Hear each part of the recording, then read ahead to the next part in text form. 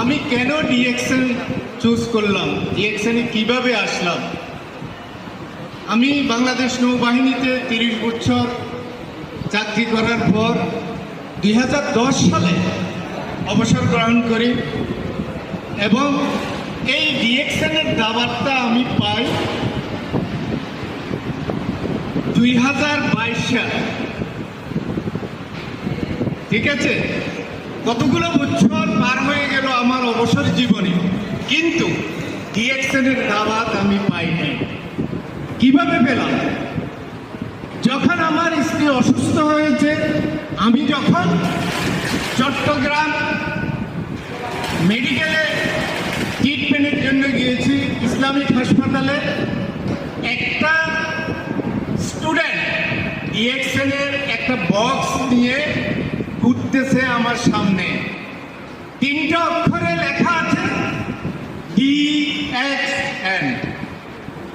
ছেলেটাকে আমি ডাকলাম, আঙ্কেল এই জিনিসটা কি? বলতেছে যে এটা মালয়েশিয়ান একটা কোম্পানি, গ্যানোডার্মা মাশরুম মিশ্রিত প্রোডাক্ট, মাশরুমের প্রোডাক্ট দিয়ে এই আইটেমগুলো পণ্যগুলোকে তৈরি করা হয়। এখন গ্যানোডার্মা মাশরুমটা কি তখন তো আমি জানি না, মাশরুম বলছে, মাশরুম আমি চিনি। সম্ভবত আমরা আমাদের গ্রাম অঞ্চলে ব্যাংকের ছাতা বলে আমরা চিনি, যেটা মাশরুম। তার কাছ থেকে গল্পটা শুনে আমি তার অ্যাড্রেসটা নিলাম, বললাম দেন অফিসটা কোন জায়গায় আঙ্কেল একটু বলো আমাকে। বললো দেন আগ্রাবাদ মাজার রোড নির্মাণ এসএস নির্মাণ টাওয়ার।